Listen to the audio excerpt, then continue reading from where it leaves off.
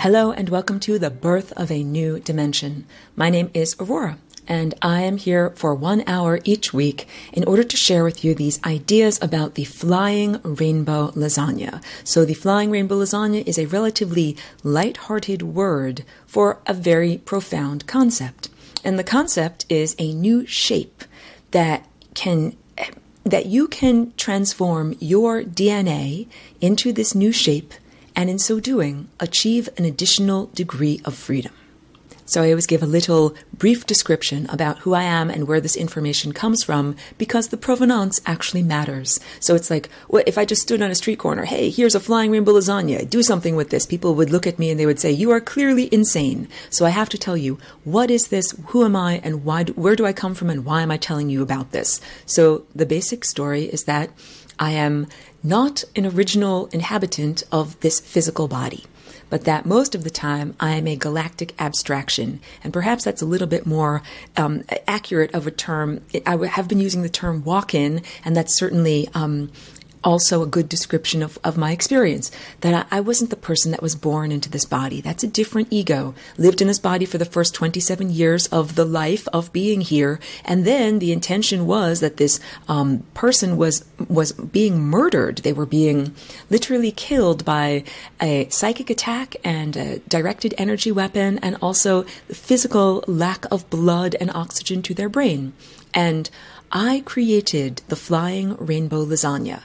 And when I say I in this sentence, my personality is the galactic personality, or let's say I'm living on the level of the stellar network. And I describe on this broadcast many times, the stellar network is this network of stars that contains consciousness and is the way that experts travel throughout the star system, as opposed to in a metallic clank-clank vehicle that you fly around the way you envision, driving a car on the road.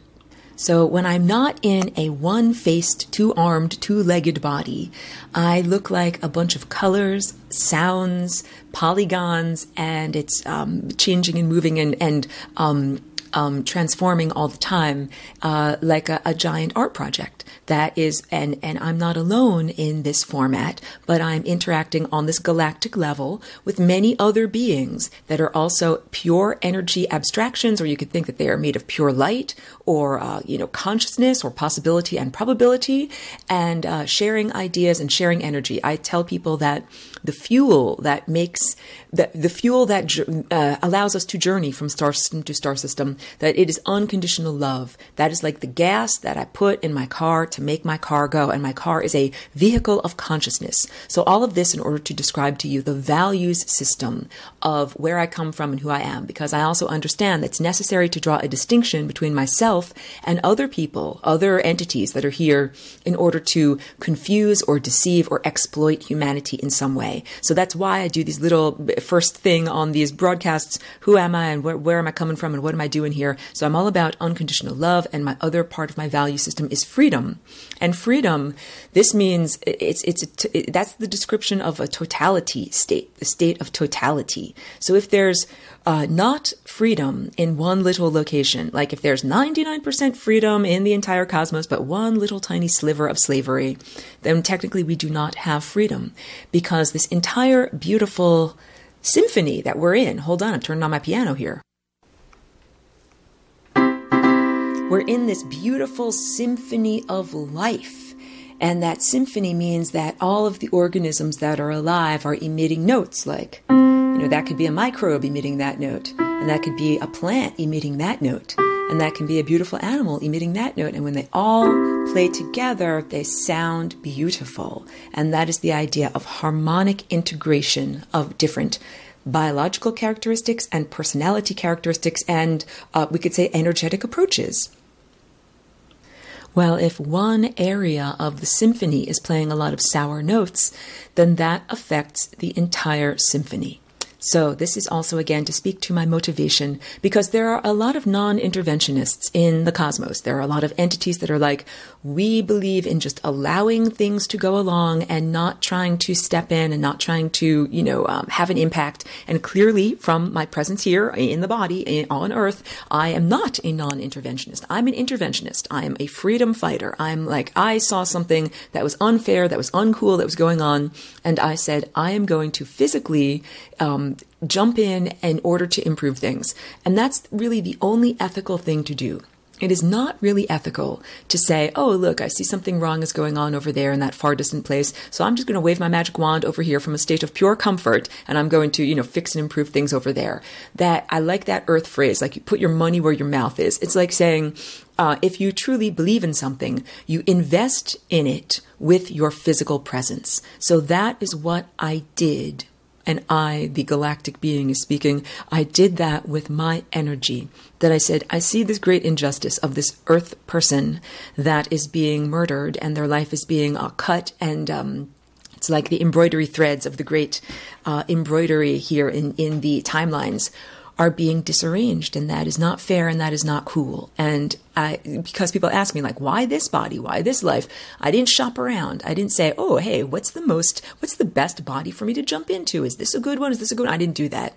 I saw this and I saw what was happening to this person, and I said, that is unfair. And my response was to spontaneously create this shape that is called the flying rainbow lasagna. So I understand also that that's a funny word, and sometimes it has difficulty even fitting inside of people's ear holes. They're like, what does that even mean? What is this about? Who is saying this to me? And even more challenging when I show people the physical structural form of the lasagna. I've had people like their eyes go cross-eyed. It's like, what am I looking at? What is this exactly? So I understand that it takes a lot to explain it. And I'll just briefly, when I first got here, in this body, first I was facing a lot of neurological difficulties, the after effects, the artifacts of, damage to the brain, what killed the previous occupant. So I spent a lot of time making drawings and trying to decipher what I had inside of me and also externalize it so that I could share it with others. But I didn't have the capacity as I now do.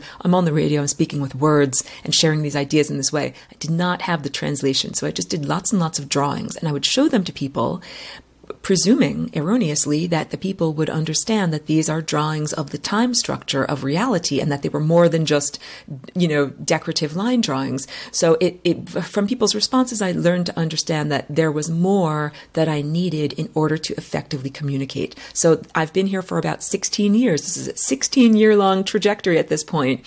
And yeah, I also thought that it would just be a few years. I thought that everything was so imminent. But no, it's been a very long process and, rather slow and very tedious at times, because it has to do with, like I said, the entire symphony. It's not just like me, one garage musician playing in my own garage and rocking out. That's not enough. It really has to do with the entire symphony of life working together and making beautiful music, and that also includes far distant antiquity and our descendants or things that are going to be in the future that technically haven't even happened yet. So this is about tying together many, many divergent times and divergent life experiences and divergent places, because this is about reconnecting Earth and the life that is here to the stellar network. And the stellar network is our birthright. This is not like something, first of all, it's not something artificial. Oh, brief pause. So I've been making a distinction between non-terrestrial beings that use technology and non-terrestrial beings that do not have to use technology. And basically the ones that do not have to use technology are much more adept. Those are the experts. The experts do star travel by transferring their consciousness onto the stellar network. And it's like a fiber optic network that carries light. So this is not a physical journey, and part of the transformation in order to make this journey is understanding what is physical matter and transforming physical matter. So I call this show Birth of a New Dimension, the new dimension that we are all collectively birthing. Whether you're a man or whether you're a woman, we're giving birth here.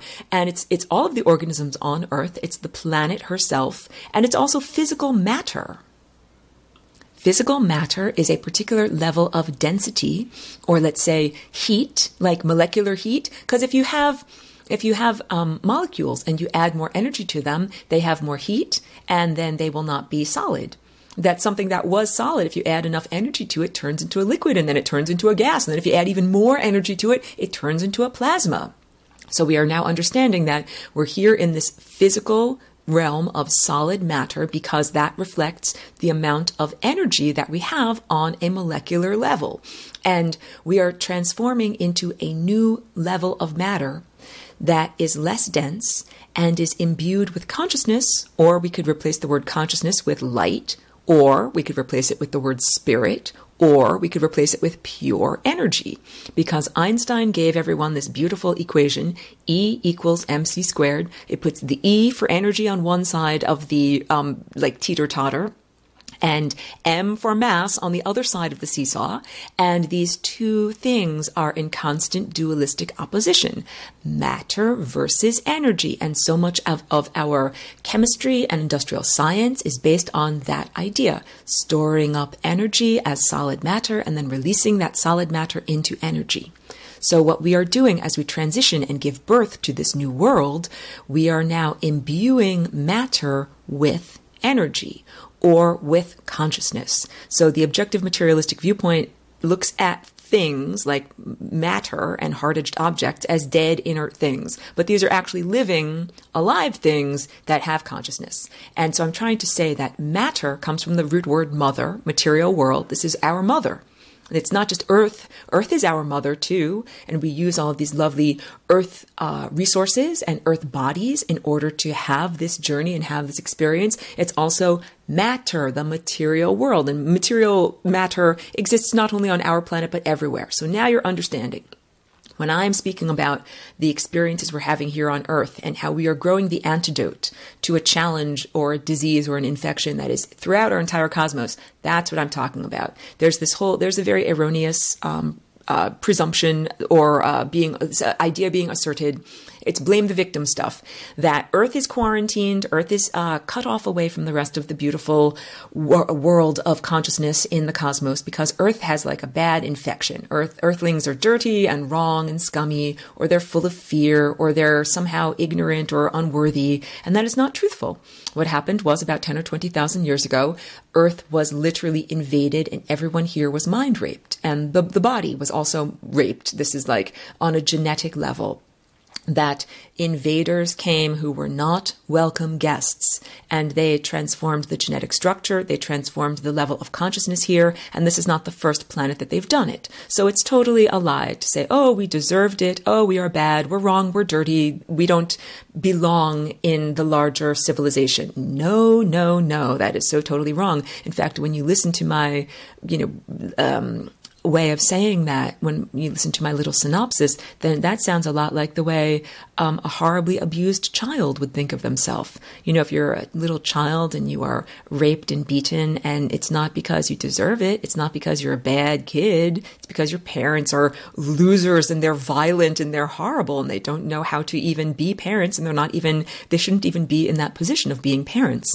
That is what Earth experienced. Earth is and was a beautiful prodigy, a creative prodigy, and also a repository, like a genetic library for many different types of organisms. And Earth has this wonderful creative energy, just like I, as an individual person, I make paintings and drawings, and I sing, and I make sculptures, and I do videos, and I play the piano. I do a lot of different things. Earth is the same way. Earth is a dreamer that dreams about things that she would like to experience. And then she actually creates the organisms that make the characters that actually play out the dramas that she is envisioning. And for the past 10,000 years, Earth has not been in control of her dream. There's been this interloper here because Earth would dream a beautiful experience for us of health and vitality and abundance. Just like if each one of us were totally in control of our own bodies, and we are, and I intend that for all of us, we would say, I want all of my cells on my body to be 100% healthy and happy and well-adjusted and well-fed. I wouldn't want any of the cells on my body to be either starving or have lack of oxygen or be distorted on a genetic level and turn into some disease like cancer. I would not want anything on my body to be harmed or degraded in that way. So we must presume that the planet is also not self-destructive and that the planet feels similarly about all of her organisms and all of her cells, that the planet cares profoundly about every microbe that's here, every macroscopic organism like a bunny or a cat or a tree or you and me, and also cares about the totality, that the planet cares about herself and is not self-destructive. So the freedom and all of this that I am here working for, I'm not alone. Oh my goodness, thank God I'm not alone. There are many others. So there are other non-physical, non-terrestrial presences that do not use technology that are also helping and assisting us. And it might be hard to hear them. Oh, I'm going to go back to my piano. Hold on a sec. It might be hard to hear some of those beautiful entities and organisms that are assisting our spiritual and energetic and genetic development on Earth, because they're like this. I hope you can hear this. It's the highest note on my piano. They're like the very high piccolos. Because at the very same time that those lovely non-technological beings are making their music, we also have, cover your ears, get ready. Sorry to ruin your ears like that, but that is what we have going on in terms of the genetic invaders and the beings that came to our planet that use technology, that are very loud, they're very horrible musicians, and their whole idea is to create disharmony and to create this noise structure that is very difficult for us to hear the other good musicians through that noise structure. So, Flying Rainbow Lasagna, this is how to hear more easily beyond that noise structure. The noise is the genetic degradation. The noise is internal and it's structural. It's part of the way that these bodies were reformatted, about 10,000 years ago, and it is part of the loss of our higher faculties. Our higher faculties, I define this as unconditional love, which is the energy field that is generated by your heart when it's circulating properly, and truth, which is communication. That's the ability to, transfer energy. Like, if you were a computer, it's like, how do you get information from your hard drive to another hard drive? You got to have some way to do it. So that's what communication is.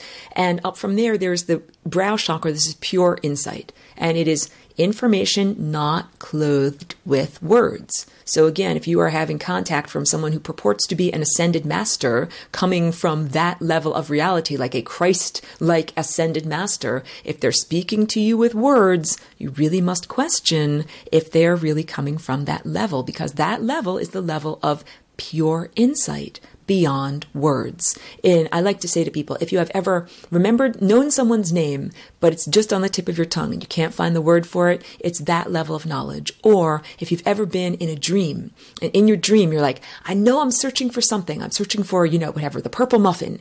And you don't, no one told it to you, but you just know it on a deep, internal, inarticulated level. So that's the level of insight. But that's not the last leg of our journey. There's also the highest faculty that we have in this spectrum of being human right now, which is our crown chakra. And that's our plug into the cosmos. It is where we connect our individuated self into the higher network, that stellar network of consciousness and ideas and energy. So those higher faculties have been degraded and disconnected from the larger stellar network for the past 10 or 20,000 years. And that was all part of this genetic degradation, planetary rape, and continual mind rape.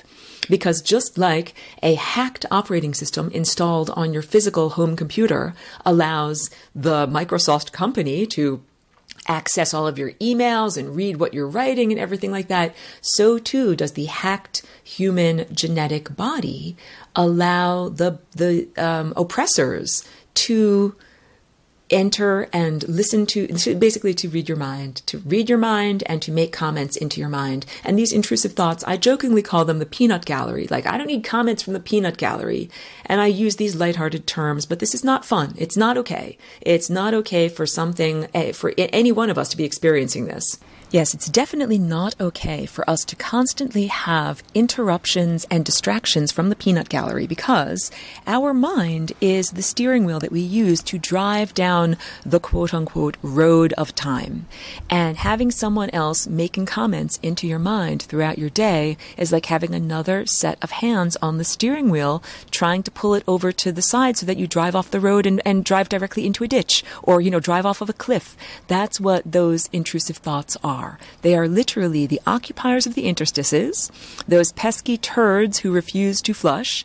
They refuse to go to entropy, and that's the real solution. When I interact with these beings that are stuck on the membrane of death, and they are trying to siphon off energy from me as a living being, you don't win the battle by giving them energy.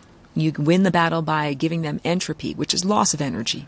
You just say to them, go to entropy, which is like saying, lose all of your energy and go into a cold, dead, inert state. And when I say dead, I mean no longer circulating levels of awareness and vitality through the energy structure.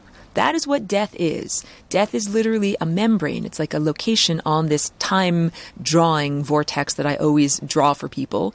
And when your energy reaches that membrane, it no longer moves through time. That's like saying, okay, so let's talk about molecular movement. Molecules are moving all the time, and that determines the state of matter that a molecule is. I moved back outside. You can hear my neighbors playing outside in their yard. I apologize for any background noise. So our state of matter is determined largely by how much molecular movement we have, and that molecular movement is also our movement through time. So when your molecules have enough energy, they are constantly moving around and shifting and bumping into each other, and you are also moving through time. But if we took all of the energy away from you, you would no longer be moving through time, and your molecules would no longer be moving either. So something really interesting happens when you do that to matter. When you make it very, very, very cold. So we're talking about cold and temperature in the sense of our five senses. Like I touch an ice cube and it's cold, but I touch my hot tea and my tea feels hot. This is different. We're talking now about molecular movement as, a reflection of temperature. And that if we go down to, let's say, a fraction of a degree above 0 degrees Kelvin, that's absolute zero. And that means there is no molecular movement at absolute zero. So if we take away all of the energy from all of these molecules, then they move slower and slower and slower, and eventually they hardly move at all. And when they get to that level of no movement, they get really dense, and they get even denser than the physical solid matter that our bodies are made from, and they become something called a Bose-Einstein condensate. And this is an interesting form of matter because at that level, all of the atoms start to overlap on top of each other, and they act as if they are one atom. Everything achieves unity consciousness.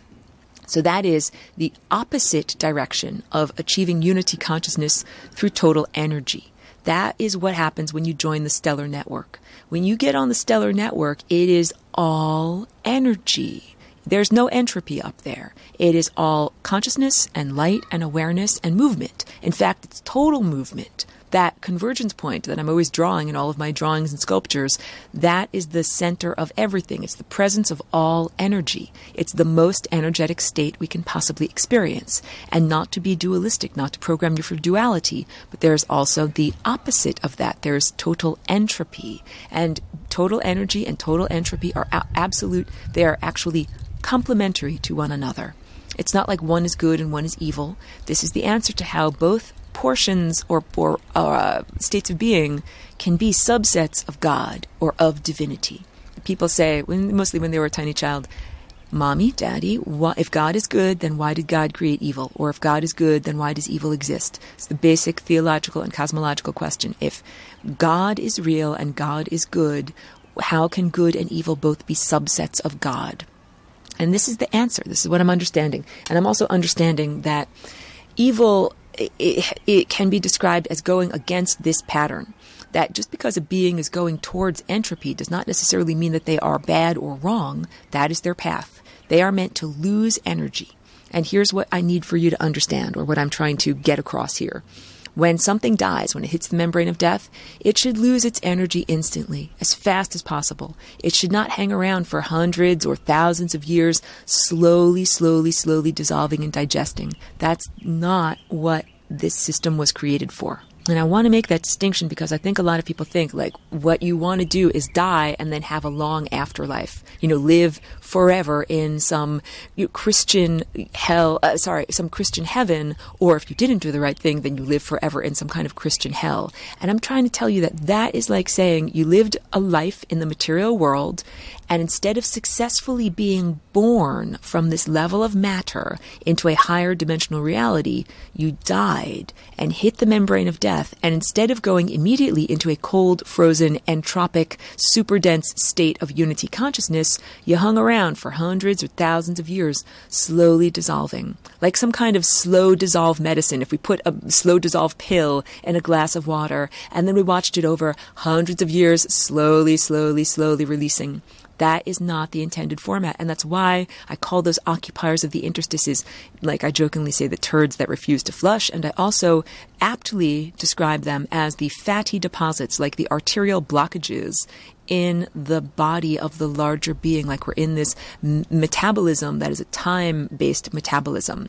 So in our body, fat is like a storage of energy. We took some energy, we didn't need the energy right away, we transformed it into fat, and then the fat got stored inside your arteries, and that ain't right.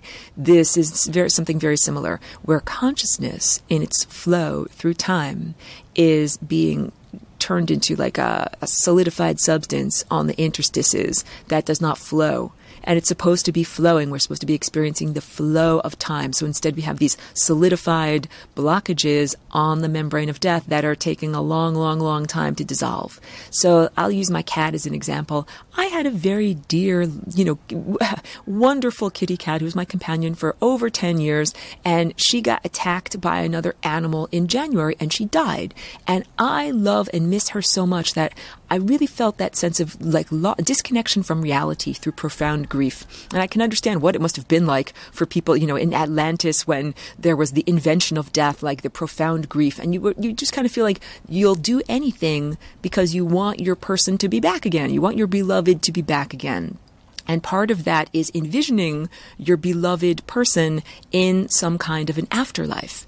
And I'm processing and understanding that the best thing that I can do for my little departed kitty cat is not to imagine that she has died, hit the membrane of death, and that she's going to be in some false, virtual reality fantasy land for hundreds of years, like while she slowly loses the momentum that she gathered during her life. Being a cat and having all the ideas and desires of being a cat and then wanting to run around and chase mice and do cat stuff.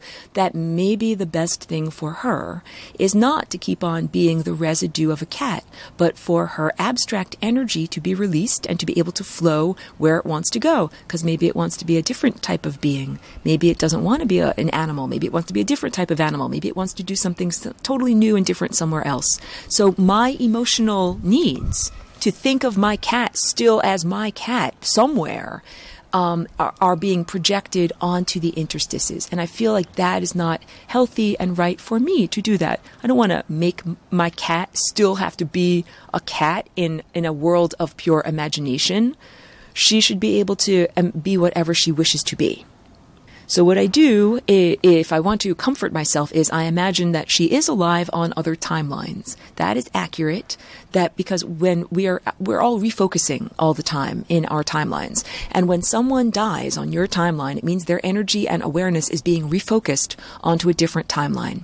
So my cat doesn't live anymore on my timeline where I am alive. However, her awareness is still circulating through the time field, but on a different timeline. And on the timelines where she's alive, I'm probably dead. And that's probably why we're not together on the same timelines anymore. If we had any overlapping timelines, we would be together, we would be using them, but we don't. So on the timelines that she is still alive, I died. Maybe I had a car accident. Maybe I never made it home from the grocery store one day. And then someone else had to adopt my cat and take care of her. So when I feel like I feel a sense of loss of her, she's not here with me anymore, instead of imagining her in like a fake fantasy heaven world, I imagine her still alive on another timeline, and that someone else is taking really good care of her. And I even can envision that my cat will eventually reach that core timeline that is the exit, the path of least likelihood, get through that wormhole and become, the ascended master version of who she was on Earth. And so those aspects of self truly are eternal, and we can talk with them and love them and connect with them even while we're still in the body. However, those ascended master aspects of self, they might not look and feel like the person that we knew in life. So that masterful version of my cat, Ashley, might look very different than a little gray kitty cat. So we have to be prepared, like to recognize the energetic signature of the ascended. When I say ascended, it means like that person turned in their term paper. They did all of the edits necessary. They took out all the spelling and grammar mistakes, and they made sure that they were saying everything they wanted to say very clearly. And they did all of the necessary iterations, that's following the combinations of variables that they needed in order to reach the final moment, which is where you say, I am God. So there is a version of my cat that reached that moment of divine union and realized that she is God, and that lives in that eternal state, and that's being connected to the stellar network. This is what I'm trying to say here. So traveling on the stellar network means that you don't get to take with you your temporal ego baggage. You literally have to travel light because you are a light being traveling as a beam of light. Some aspects of our personality are universal, and we take them with us, and they would be expressed no matter where we are. Like if I'm a creative person and I like to make art and music in this time and place, then that means even if I was a sea turtle, then I would make art and music, as a sea turtle. I think about these puffer fish that make these little sand indentations that look like beautiful mandalas. Maybe I'd be a puffer fish making sand indentations. Or I've seen whales that blow bubbles with their blowholes that are very artistic, and that they're clearly playfully making these bubbles into different shapes. I would do something like that. So I'm saying when you have an eternal characteristic, it gets expressed through whatever your apparatus is in that time and place. So my galactic self, my higher dimensional cosmic self, is very creative and very joyous and very lighthearted and loves art and music and performance and collaboration and interaction. And that is expressed here through this physical body in this time and place as the visual paintings that I make and the artwork and animations that I do and the social sculpture in terms of the videos and sharing these ideas, because sharing ideas with these videos, brief plug, my series is called Lessons for Full Spectrum Humans, and you can find me easily on YouTube channel Flying Rainbow Lasagna. So this is about how to share ideas with other people because we're in a band. I'm not at my piano anymore. I'm now out here connecting through the microbes on my big toe to the rest of my garden. But we understand that we are part of a larger symphony of consciousness, and what I am sending out is affecting all of the other musicians, and all the other musicians are affecting me. So that's what I mean when I say social sculpture, because it became apparent to me at a certain point when I started sharing these videos and trying to share my ideas in a more formal and methodical presentation, as opposed to when people would come to my studio and I would just tell them all about lasagna in a very haphazard way. So when I first started trying to share these ideas, I recognized that it was not merely an intellectual exercise, like teaching people, here's how you sew a dress. You put the sleeve on, tab A fits in tab B, and you sew it together. It wasn't something merely mechanical like that it was also about connecting on an energetic or a spiritual or an emotional level, because that is what the symphony is. We're not just playing these notes that are arbitrary notes that don't mean something or are mere intellectual isms. We are playing notes that are notes that express our body. They express our life. They express our vitality. Our notes are our ideas and our approach to life. So this is a very high-stakes symphony. It's like, not to put too much pressure on you, but if you don't play the right music, you get kicked out of the band. And that is what happened to the beings that occupy the interstices. They didn't play the right music. They got kicked out of the band. What actually happened was they smashed their own instruments. Just like that song, Smashing a Perfectly Good Guitar. They smashed their guitars on stage, and then they didn't have any instruments to play, and they got stuck in the interstices. And the problem is, they're not happy there, and they don't have the energy that they need to move. That is the whole idea. So even if those beings ate all of the energy of all of the living beings and all of the stars that are in existence and all of the stars that will ever be born that aren't even in existence yet, those beings on the interstices would not have enough gas, quote unquote, in their car, quote unquote, to make it back to the source. So this is an important distinction. Not everything is supposed to make the return journey and go back to the source. We are actually in an enormous refinery of consciousness where qualities and characteristics are emanated from the source, and some of those qualities and characteristics are reflected back, make the return journey. And some of those qualities and characteristics go into a state of total entropy, total frozenness, no more movement, and that includes no more movement through time. So at the end of this universe, this is science's story. Science gives a basic story like this. Big Bang, super dense particle, expands spontaneously, creates time, creates this universe. This universe goes on for about 26 billion years, and at the end of this universe, and this is not the cosmos is every single timeline. This universe is just this particular timeline, that at the end of this particular version of the cosmos, that all of the stars that could possibly be born have been born, and they have all died. Stars have a lifespan and a metabolism, and when they die, they metamorphosize into a black hole. So all of the dust and gas that can become a star becomes a star. All of those stars live for their many billions of years. They emit all of the light they possibly can. Then they end their lifespan of emitting, and they begin their death journey, where they become a black hole, and then they begin to absorb. What they emitted, they now absorb, and they send what they absorb into the next highest level of reality. And at that time in our universe, this is science's story that I'm sharing with you, our universe becomes a very cold and dead place, because all of the energy, all of the awareness, all of the motion, all of the heat, all of the movement gets sucked out of this level of reality through the many, many, multiple millions of black holes, like Swiss cheese. The holes are like the Swiss cheese, and they're sucking all of the energy out, and that's appropriate. It's like at the end of the bath, you pull the plug, and everything goes down the drain where it's supposed to go. And so what you're left with is the empty bathtub. And the empty bathtub at the end of time is very cold, and has no more molecular movement and doesn't move through time anymore. And that's the state of pure entropy that these beings are going towards. So if it took its natural amount of time, that would be 13 billion years. That's the entire rest of the lifespan of this world. If we have to wait 13 billion years for everybody to be happy and comfortable, that is, first of all, way too long, way too boring, and then you don't actually get to experience being happy and comfortable before it's time to start the next cycle or go to the next experience. Totally impractical. So I promote the idea of flying rainbow lasagna, that this is my solution. And I know that I do this whole long recording. I've been speaking for like 45 minutes here, telling you what the flying rainbow lasagna is and where it comes from and why it's important. Because this is the tool that we finally have in our arsenal or in our tool belt in order to transform. What we do is each one of us changes our genetic structure. You change your own dance that you're doing with your DNA, and that profoundly changes the overarching structure of time.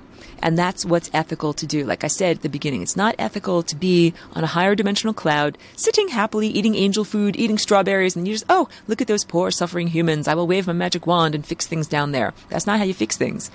In order to do it, we actually have to be here in the physical body. We actually have to be submerged in time, having the experience of being in time in order to fix things. It's like saying you don't fix the symphony by just sitting there listening. You fix the symphony by getting an instrument. Getting into the symphony, you got to audition, get into the symphony, learning the music and playing the right notes. And when you play the right notes, it affects all the musicians around you. If you are a good singer and you're singing the right note, then everyone around you knows they need to sing like this. And if you're singing the wrong note like this, then people will also calibrate to or be affected by the wrong note. So those technological losers, those are beings playing the wrong note. They've been playing the wrong note for over 10,000 years on this planet. They've been playing the wrong note on many, many, many planets. And I tell you that what we are doing here right now with flying rainbow lasagna, this is a new shape and a concept that I applied to these genes of this body. So I, galactic being, could come into this body. And that's like saying it's a template. My experience is a template that other people can experience too. Other people can experience profound healing and greater degrees of freedom by changing their inner genetic dance. And the profound healing that I experienced was from the artifact, the brain damage of what killed the previous occupant, that this body theoretically should have just been, like a vegetable in an inert state, lying in a bed without the capacity to think and speak and, move around and do all the things that I do. And so it is quite miraculous. I like to joke that I'm an impossibility. I do 10 impossible things every day just before breakfast. And I bring that information to you so that other people can be inspired. If you have had any kind of limitation or challenge or disease in your life, that it doesn't have to be the end of the story. That doesn't have to be the last chapter. So if I had stopped in my levels of development, if I'd stopped, when I first got here, I wouldn't have been able to do math. I didn't have math skills when I first got into this body. I was numerically illiterate. And clearly I'm not now. I love math and I understand numbers, and my artwork is all an expression of math. So I found a way to flying rainbow lasagna, the verb, jump up and over any of the blockages. If there's dead end, neurological dead end, I can't go down that pathway, I find a way to jump up and over, or fold the fabric of time and space so that my thoughts are closer to me. I don't have to think so far away. And I use these compensatory modes of the flying rainbow lasagna to get past any difficulties. And I tell you that this is possible so that each one of you applies it to your own life. And it's how it works, from individual to planetary to the entire cosmos. So we as individuals are figuring out how to be free on a genetic level and how to be healed profoundly of whatever inadequacies or challenges or diseases that our body is expressing, and our planet is doing the same thing at the same time. Earth is being healed, our entire Earth culture, the way that we relate to the material world, the way that we use physical resources. All of this is being profoundly healed, and we are finding how to eject the technological invaders, the invaders of consciousness. It's like if you get a cold, you got a virus, you got hijackers hijacking the natural dance of your DNA and your nuclei. How do you get rid of them? Your body creates antibodies. It's like saying, we know who you are and we're coming for you and you're not allowed to be here. This is us on this planet creating the antibodies that shall then be applied, like we're growing this in a little petri dish here. We've got the cure to many other places. That what we are doing as individuals and as a culture, like as a planet, we are finding the solution and the antidote to this disease that we've had for over 10,000 years. And what we do it for our own freedom, for our own upliftment. Like I said, this is a high-stakes game. You come here, you do this, you put your body on the line. It's just like if you have a virus. If you don't successfully unlock and transform that virus and kick it out of you, you die. That ain't right. That's not what's supposed to happen. So you have to do something. And that is what I did in the moment of creating the flying rainbow lasagna. I was facing so much duress that the choices were basically dying or becoming totally co-opted by evil. And clearly, I did not want to do either of those things. So I created a new possibility. And this is like from the Star Trek movie, if you're a fan, the Kobayashi Maru. There's an impossible situation, and what does Captain Kirk do? He doesn't just say, oh, well, I'll just throw up my hands in despair. Wah, wah, wah, poor me, I guess I'll just wet my pants. No, he reprograms the computer. He makes it no longer a no-win scenario so that he could actually beat the system. And that is what flying rainbow lasagna is. It is a way for all of us, not just me. I'm telling everyone this is open source code for your DNA. It's not like I just made up this idea and I'm the only person that gets to do it and I get to be free and then everyone else gets to live in horrible slavery and degradation. No, because that wouldn't be happy for me. I would be like, oh great, my guitar is in tune. I'm playing some awesome music here in my garage, but everybody else is there. They don't even have strings on their guitars and it sounds terrible. Like that's how bad the band is. That would not be a fun world for me. So I literally made a choice. When I started to share these ideas here, I want to share these ideas with other people, and I want everyone possible to transform into flying rainbow lasagna and do this dance on their own, because it is empowering. So, the megalomaniac aspect of self would say, I want to own and control everyone, and I want to, make you play all the right notes. I'm going to move your fingers for you so that you don't make any mistakes.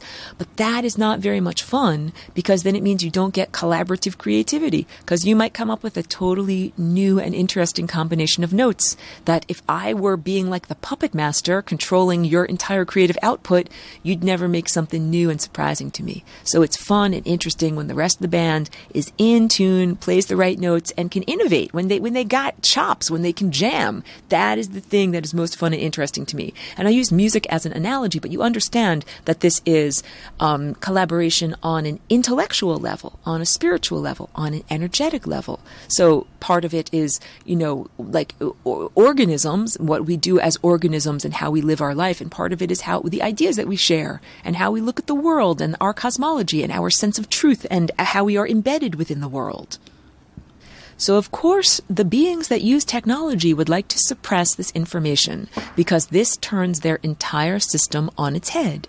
The technology users domesticated the human form, and they made it so that humans were then dependent upon technology. And technology, there's terrestrial technology, which is the electrons flowing in a wire that creates energy that we can use. And there's non-terrestrial technology, which is the hijacking of the genetic code itself.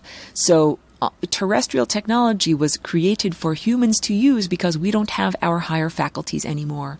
And if we could, we would, we'd lift heavy objects with our mind, but we can't do that right now. So we make things like forklifts and stuff like that. So we used to have a very different level of civilization on this planet. And we also had a different level of ethics, like what heavy objects do we want to lift with our minds? It's the question of, what is the right thing to do with one's powers?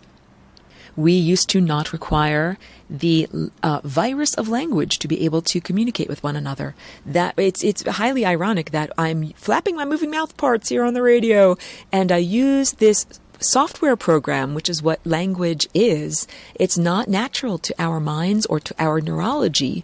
And when you use the hacked software program known as language, then it makes your system hackable. But this was not the way that we were originally made to be able to speak to one another. So we're supposed to be able to use our pure insight, our nonverbal levels of pure insight transmitted to one another on a bridge of love.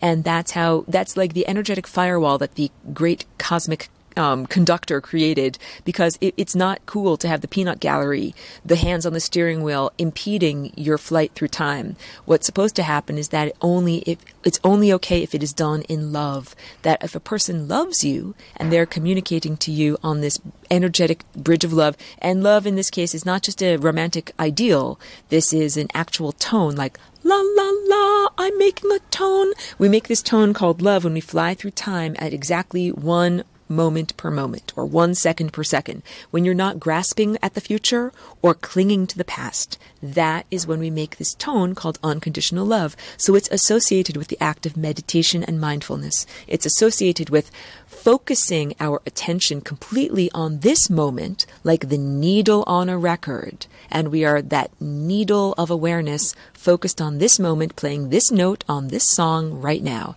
And don't focus on all of the other things, the other possible timelines, the other possible probabilities, the other aspects of self that are in different places. And that includes, what has happened in your past and what might happen in your future. And this is all part of cosmic lovemaking. We become good partners of cosmic lovemaking when we are focusing completely, profoundly on the moment now. And that's what the action of a lot of psychedelic or entheogen plant molecules that people ingest, that's what it does. It temporarily shuts down the verbal, articulated mind and the sense of dispersing consciousness over time, and instead focusing all of that consciousness on the moment right now. That is what the true depth of the psychedelic experience is, that it's just like taking all of those tendrils of your mind that ordinarily would be in all sorts of different directions and focusing them. And that is what becoming a coherent light being is all about. That we have this body that is made of light. We are living here in the physical world and we are accreting light. So that's my job. It's why I'm here. I'm here to accrete light. And I do that by eating physical food, which is made of solidified sunlight, and also having emotional experiences, like talking with other people and having, having a cat. That was an emotional experience. God, plane flying overhead, brief pause.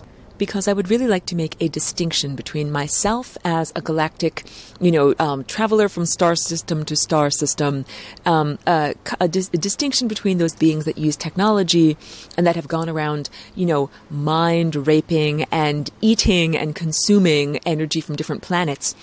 When I go to different places, I go there in order to have the immersive experience of being in that place. And it is transformative, and you get a type of emotional food from doing that. And I take with me the emotional experience. I don't take with me the physical objects. So this is what I'm trying to say. I had a wonderful experience one time at my friend's holiday party of eating divine, perfectly made fried chicken. And I'm going to take with me the memory, the recorded memory of the analog event, of the experience of my taste buds experiencing that wonderful fried chicken. What I'm not going to do is take a lifetime supply of fried chicken and grind it up and put it inside of a bunch of toothpaste tubes and stick that in my clank clank metal ship and try to fly off of Earth with it. That's not what I'm doing. But you understand that there are technology using extraterrestrials that came to this planet, and that is more along the lines of their approach, that they're here like the way that a person goes to a mine to mine ore, to take, raw materials from a place. And it's totally not according to the great cosmic symphony. It's not ethical. It's not allowed in any way. So I'm drawing this distinction between those capricious beings that just do what they want and steal wherever they want, and you're understanding that those are barbarian values. It's like saying, oh, I can do whatever I want, that only the strong shall survive, and to the victor go the spoils. And they created that level of approach on Earth with the barbarian value system on Earth. So I'm not from that barbarian values system, not who I am off of Earth and not who I am when I am here. And people that interact with me really get to understand that about me. And I was shocked and horrified by the barbarian value system here. And then at a certain point you're like, okay, this is how they're doing things. So you kind of have to accept it and navigate the world effectively. But I was really horrified by the way that people, the idea of homelessness, the idea that any person would not have a place to live and be on the sidewalk and not have food. And all the food is locked up in a building that they're not allowed to have because they don't have the appropriate symbolic pieces of paper to unlock the food.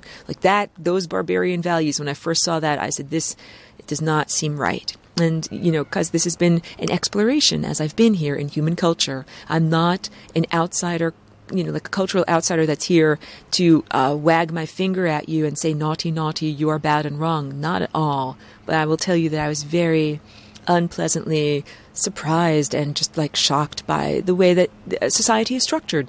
And then I understood, the more that I investigated this world, that it perfectly reflects the values system and the economy of hell, or the interstice between worlds, the place where these demonic overlords live or exist. We can't really call it life.